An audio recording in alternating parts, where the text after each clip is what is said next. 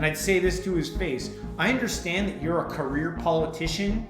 You've been doing this. You were around prior to COVID. You were around during all the Harper era. And it wasn't like we were all living in a utopia then.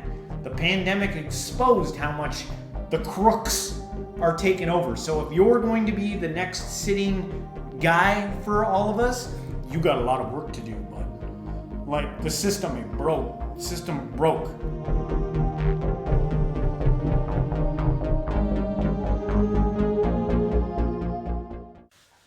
Welcome, modern day mystics, fellow truth seekers. James and Justin here with another video for you. This one, it's been a while since we've done some politics, so we're going to take a look at it.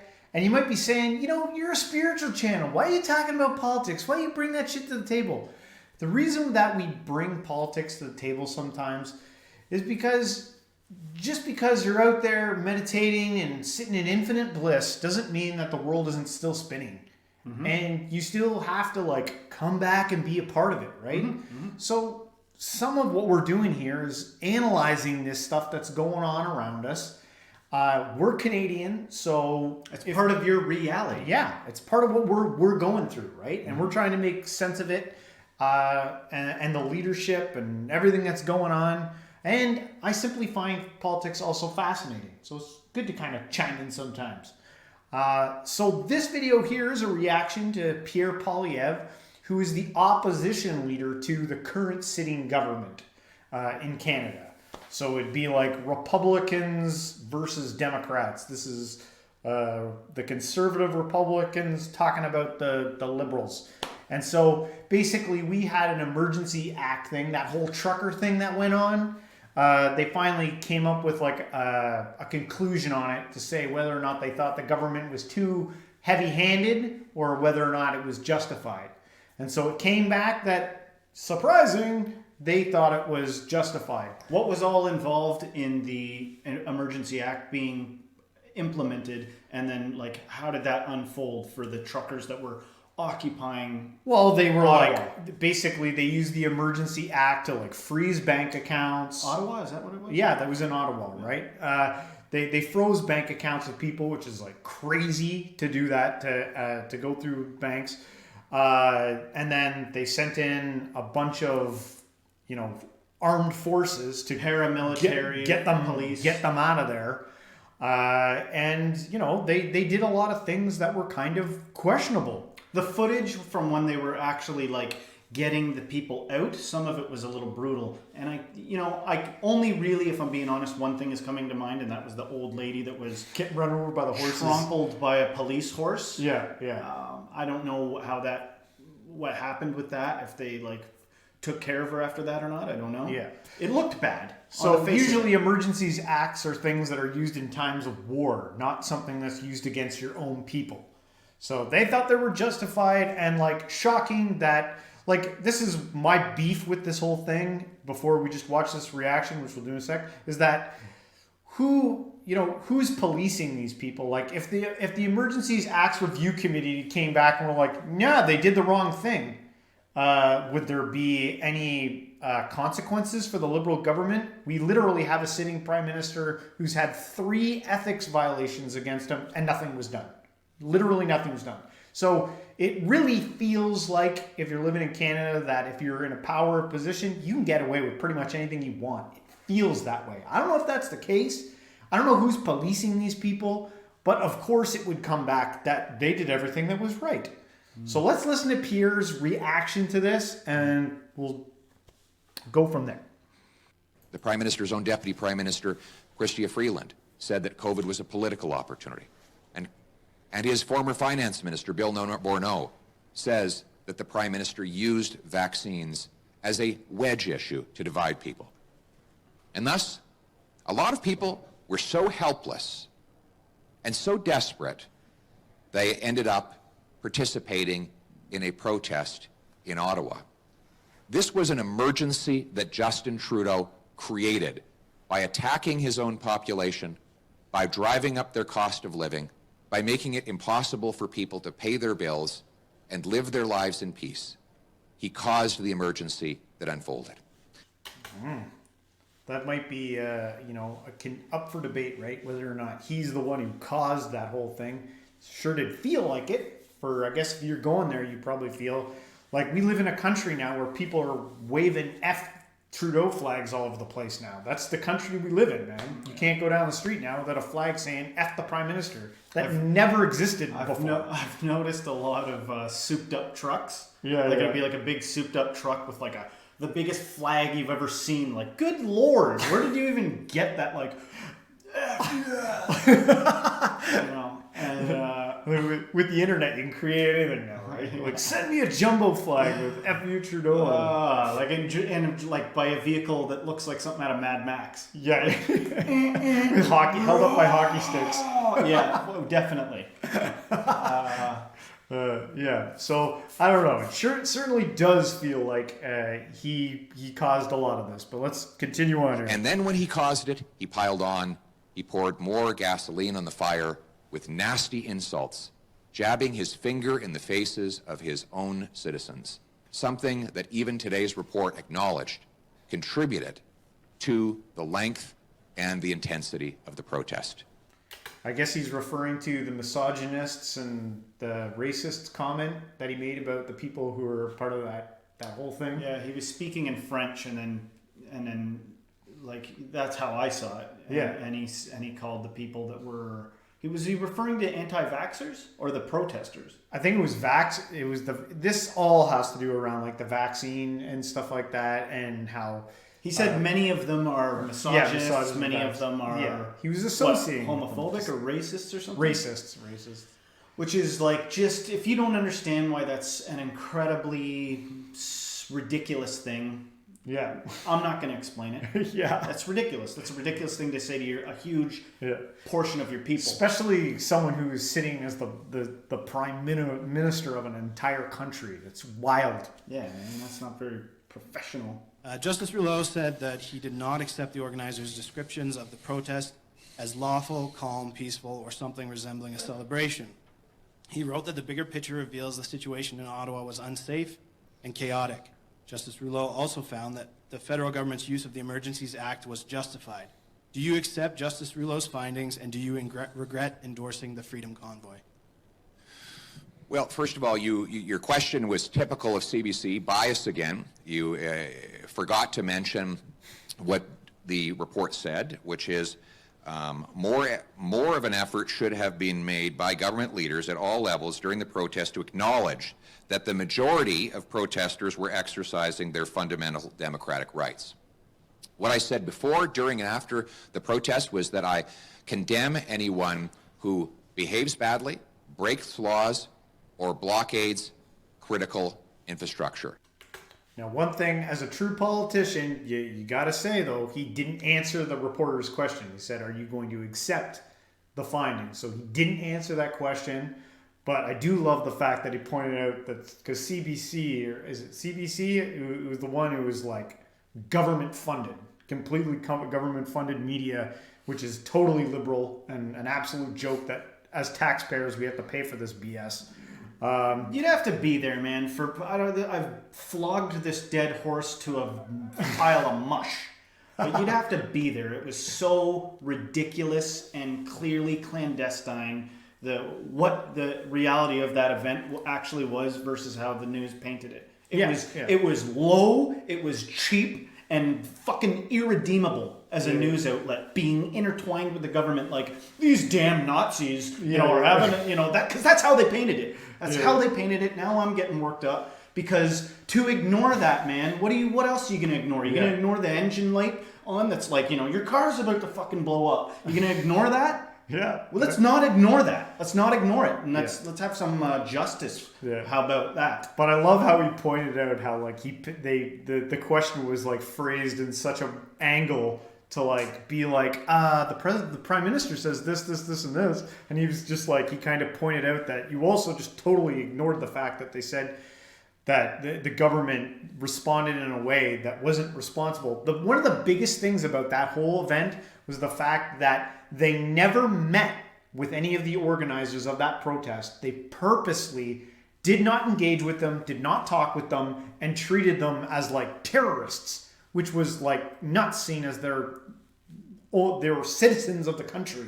Saying like, hey, and many times we're like, we just want to meet and like talk. Can we talk about this? And they're like, no, we're not. Instead, the Prime Minister left and hid, went into hiding during this event. Yeah. And there was went nothing, into hiding. There was nothing that wasn't like manipulated about it too, because there was people of all sorts there. There was like articulate people there. There was well dressed, but they would find people that the common viewer would find disheveled. You know, like that looked like maybe something a large member of the audience would find ignorant looking, and they would interview them, and they would be like, "This is the representative you want to meet." It was like, "No, man, there are cops leaving their job. There are cops that are like, I'm not doing this anymore. This is fucked up."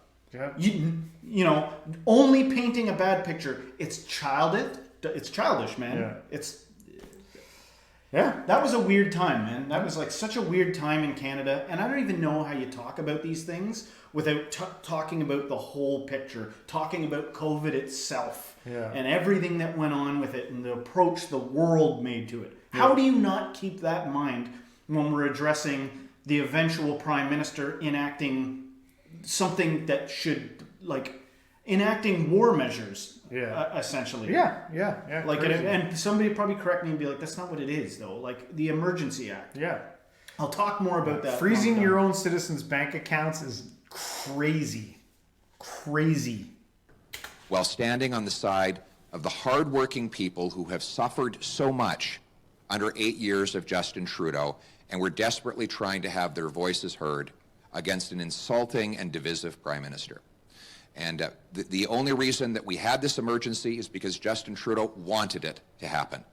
Because he wanted to distract and divide Canadians from the pain and suffering that he has caused by driving up their cost of living, making it impossible for our youth to own homes, by taxing our working class, and by imposing unnecessary and unscientific rules that brought an end to the livelihoods of countless heroes we needed for our economy. Thank you. Given the release of the Public Order Emergency Commission's report and rising Western alienation, it's clear there is divisions among Canadians. What role has Prime Minister Justin Trudeau played in this division, and how can it be resolved? Before he answers, divisions among Canadians. I don't know if it's as divided as some people put it. I don't sense amongst the civilization, like maybe if you got like rural mixed up with urban, you might find like a greater contention there in the country. But I don't see mass division amongst the citizens. To me, the division seems to be at the top.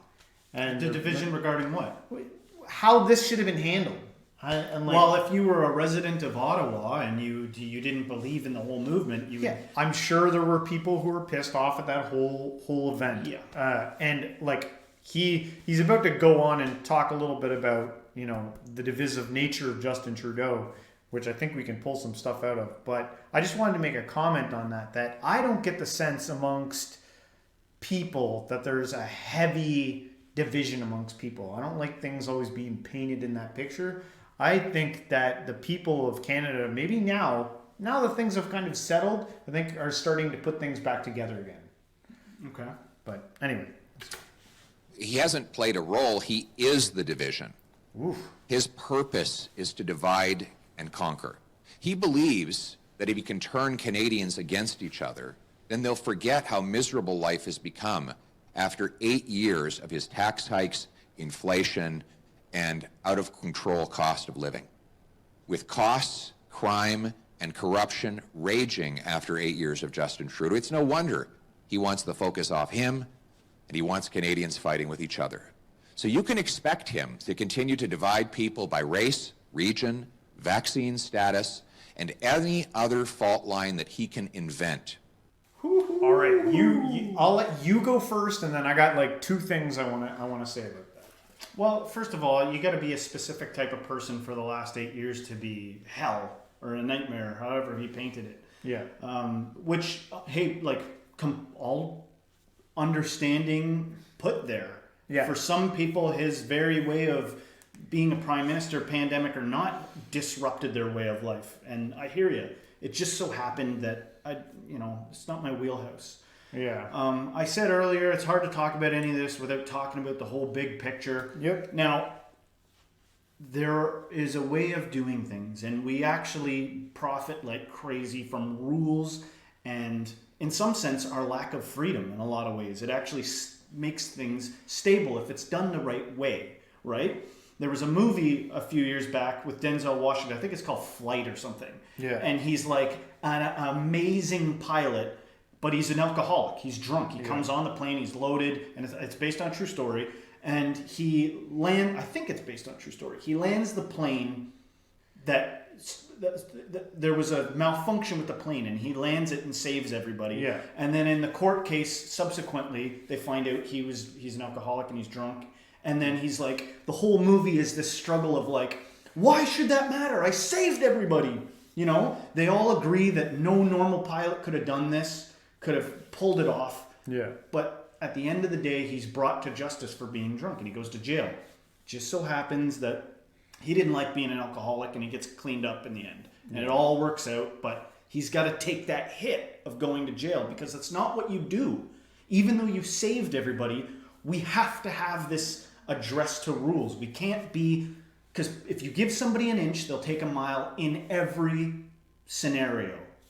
Pretty much. Maybe not every scenario. But that people have a tendency to take a mile when you give them an inch. So rules are rules, right? Yeah. And when you've got a bunch of truckers that, from my opinion, were doing the right thing. Yeah. I was there. I was behind them. But when they're destabilizing and the capital, Yeah. and then this is what happens. Without saying I think it's the right thing, without saying any of that, this is the fight. This is the fight of, it wouldn't mean anything if there wasn't a risk of them going to Ottawa and the friggin' army coming in and putting them in place. Yeah. It wouldn't count as courage.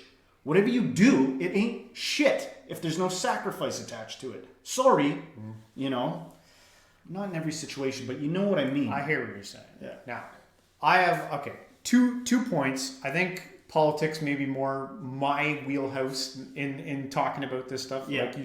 Like you said.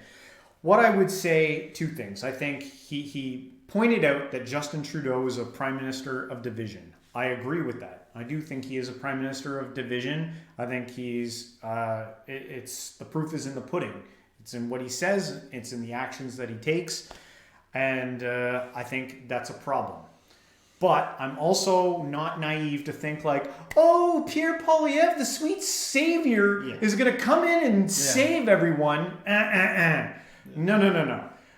If I was like looking at Pierre right in the eye right now and talking to him, I'd be like, you're probably going to be our next prime minister. I think he's probably going to win.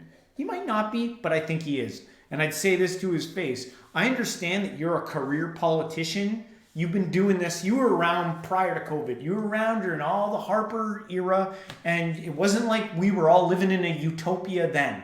The pandemic exposed how much the crooks are taking over. So if you're going to be the next sitting guy for all of us, you got a lot of work to do, bud. Like the system broke. And there's a lot of things that need to be improved. There's a lot of things that people are starting to wake up to. Whereas you're getting taxed, 50% of your wage before you even get it. I understand that we need taxes to make the universe work. I'm not a libertarian here, but we get taxed into annihilation off of absolutely everything. And the things that you promise us all are failing. Healthcare failing. Listen. Can't even buy a house. No, hold on a sec.